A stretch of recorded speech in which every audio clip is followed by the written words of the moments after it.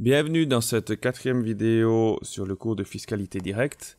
Après l'introduction générale, les questions d'assujettissement et l'introduction plus précise à l'impôt sur le revenu, y compris le revenu de l'activité salariée, cette vidéo va traiter exclusivement du produit de l'activité lucrative indépendante. Donc on est chez les personnes physiques, mais on est chez les personnes physiques qui vont être imposées selon cet article 18, donc qui ont une activité indépendante. Si elles réalisent cette activité à travers d'un compte profits et pertes, facile.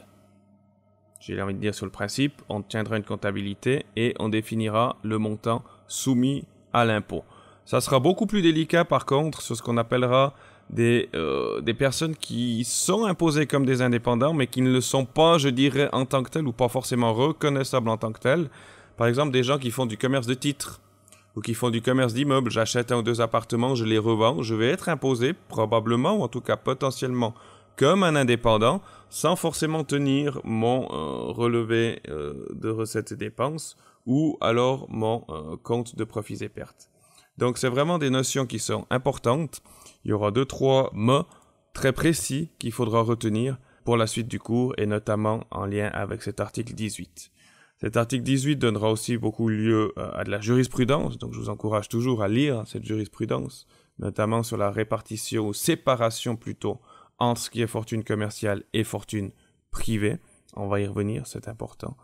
Mais on va déjà commencer par définir, comme on l'a fait auparavant pour le revenu, sur la notion d'activité lucrative indépendante.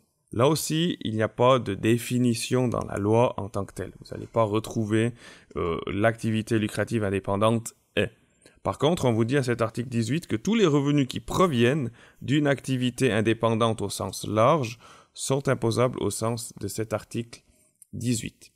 Contrairement à l'article 16, à l'article 18, on est dans la fortune commerciale, que ce soit des revenus ou que ce soit des gains en capitaux, les deux sont pleinement imposables. Grande différence. Quand est-ce qu'on a affaire à une activité lucrative indépendante? C'était la question. Finalement, il va falloir regarder un ensemble d'indices qui va nous permettre, en fonction de toutes les circonstances, d'un certain nombre d'informations, de définir justement si on est dans le cadre d'une activité lucrative indépendante ou si on est peut-être dans le cadre d'une activité lucrative dépendante ou si on est dans le cadre d'un hobby ou alors si on est dans d'autres situations. Vous avez des critères relativement clairs, je dirais, qui permettent de justifier une activité lucrative indépendante. Je dirais le premier, c'est une organisation propre et librement choisie.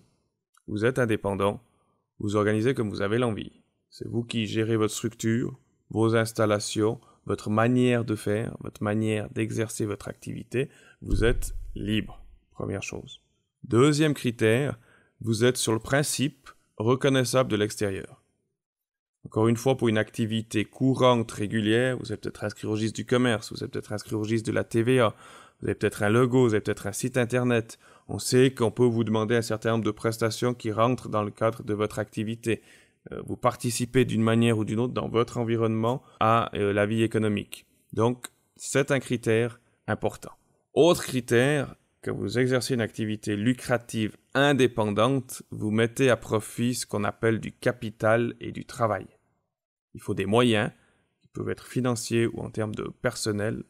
Vous devez le mettre à profit, sans ça, difficile. Élément important, je dirais, et j'ai peut-être pas commencé dans l'ordre, mais j'ai maintenant les 2 critères principaux qui permettent de caractériser une activité lucrative indépendante. 1, c'est au compte et pour le risque du contribuable indépendant.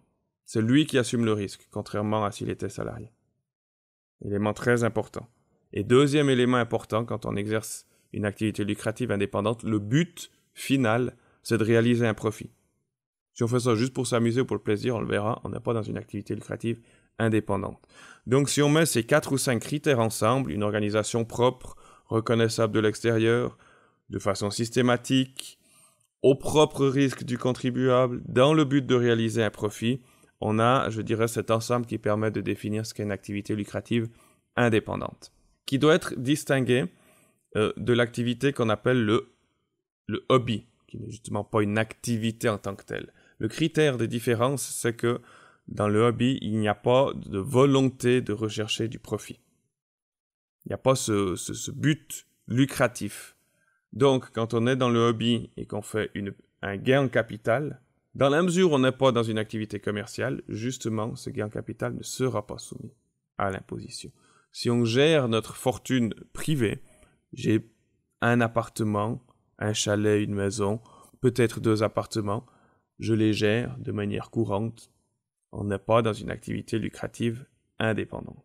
C'est simple, encore une fois, si on pense à l'indépendant dans le sens le peintre qui a son activité avec ses recettes et ses dépenses, le secteur de la construction, même la petite fiduciaire du coin, etc.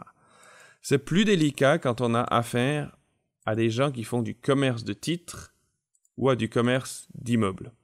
Encore une fois, ces gens ne sont pas forcément inscrits au registre du commerce, ne sont pas forcément soumis à TVA, n'ont pas forcément des opérations qui sont tout le temps régulières.